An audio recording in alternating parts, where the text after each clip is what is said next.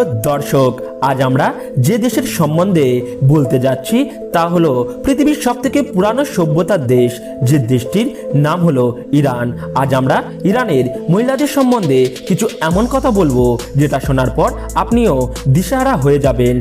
আর Iran দেশের এমনই অনেক তথ্য আছে যা বেশিরভাগ লোকেরই জানা নেই।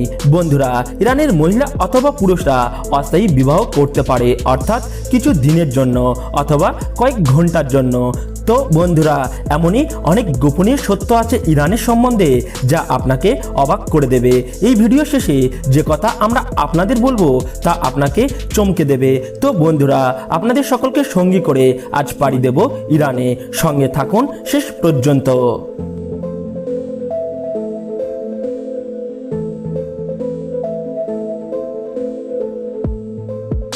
ইরানের সভ্যতা ৬০০০ বছরের পুরানো সভ্যতা।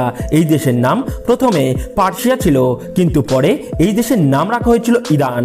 এই দেশে শিয়া মুসলিম সম্প্রদায়ের সংখ্যা অধিক। এই দেশের খ্যাতি অন্য দেশের তুলনায় যথেষ্ট খারাপ ছিল। ইরানের সম্পর্ক আমেরিকার সাথে উদ্বিগ্ন হয়ে আছে, যার কারণে আমেরিকা ইরানের উপর নিষেধাজ্ঞা জারি করে রেখেছে। কিন্তু আমাদের দেশ ভারতের সম্পর্ক ইরানের চেয়ে প্রথম থেকেই সুমধুর হয়ে আছে। ইরানে বিবাহ করার আগে ছেলে এবং মেয়ে একে অপরের সঙ্গে 1 থেকে 2 ঘন্টা কথা বলা আবশ্যিক, যাতে করে তারা একে অপরকে ভালো করে জানা বোঝা করতে পারে। বন্ধুরা, আপনাদের একথা শোনার পর কিছু সমস্যা তো অবশ্যই হবে যে ইরানের মহিলারা প্রথমে মডার্ন ছিল এবং ছোটখাটো পোশাকে বেশ পছন্দ করত, কিন্তু যখন থেকে ইসলাম ধর্মের প্রভাব এসেছে তখন থেকে এখানকার পরিস্থিতি অনেকটাই বদলে গেছে। ইরানের জনসংখ্যা কমপক্ষে 8,40,00,000, যার মধ্যে বেশিরভাগ জনসংখ্যাই মুসলিম ধর্মের। এই দেশের অফিসিয়াল ল্যাঙ্গুয়েজ পার্সিয়ান এবং এখানের রাজধানী ও সবচেয়ে বড় শহর তেহরান। এটা শুনে হয়তো অবাক হবেন যে এখানে সায়েন্স এবং ইঞ্জিনিয়ারিং পড়া 60 থেকে 70% স্টুডেন্টই মহিলা।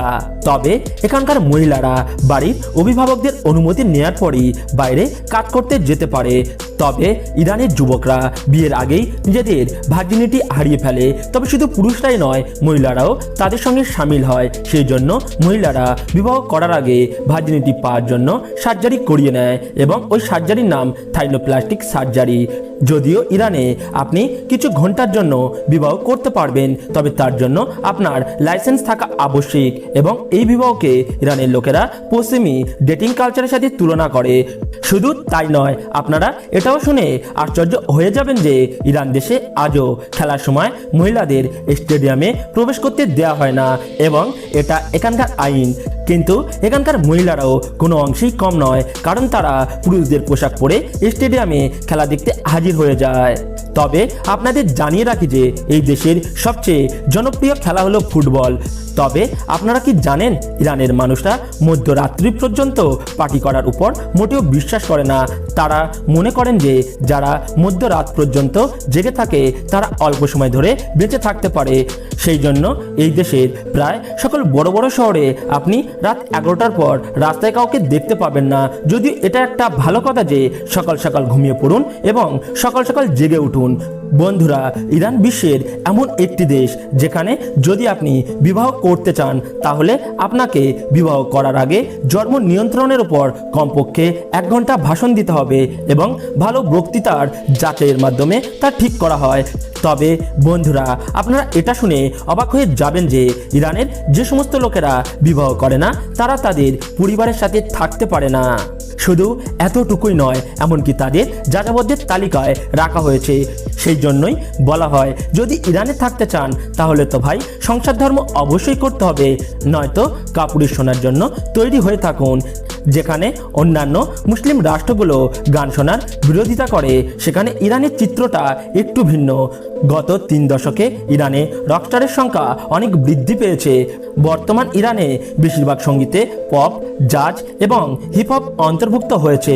প্রিয় দর্শক, আজকের পর্বটি ভালো লাগলে লাইক, কমেন্ট এবং শেয়ার করবেন। আর আমাদের চ্যানেলটি সাবস্ক্রাইব করে পাশে থাকা বেল আইকনটি বাজিয়ে দেবেন। সাথে থাকার জন্য অসংখ্য ধন্যবাদ।